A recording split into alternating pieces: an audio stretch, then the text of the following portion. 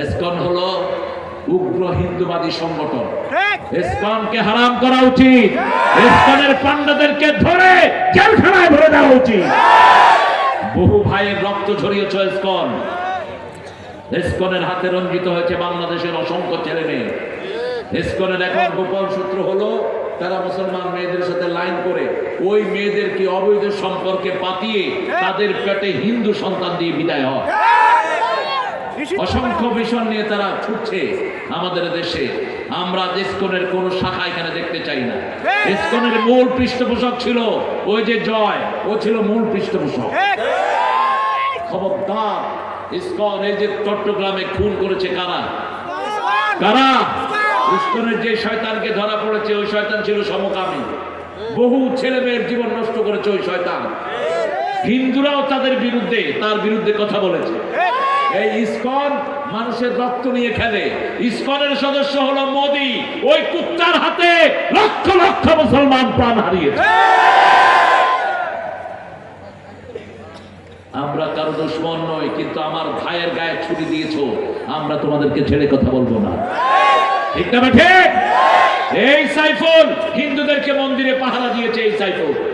এই সাইফুল হিন্দুদের গির্জা মন্দির পাহারা দিয়েছে তারা যেন পূজা করতে পারে, আর সেই সাইফুলের গলায় তারা ছুরি চালিয়েছে। ইসকনের কোন কর্মসূচি ভালো নয়। ইসকনকে প্রতিহত করেন। ইউনূস সাহেব, আপনি একটা রেজলিউশন পাস করে ইসকনের কাজগুলো আপনারা দেখেন।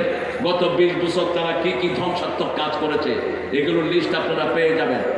ইসকনকে ধরেন, বাংলাদেশকে এখান থেকে ব্যান করেন, আর তাদের উগ্র নেতা যেগুলো এগুলোকে জেলখানায় দিয়ে চিরতরে এদেরকে এখানে পচিয়ে মারে। নিষিদ্ধ না করলে জনগণে নিষিদ্ধ করে দিবে।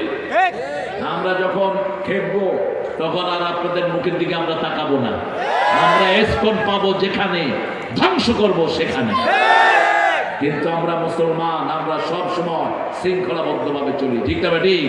একজনের অপরাধে আরেকজনকে আমরা ধরি না। বাবরি মসজিদকে ধ্বংস করেছে তোমরা, আমরা কিচ্ছু বলি নেই।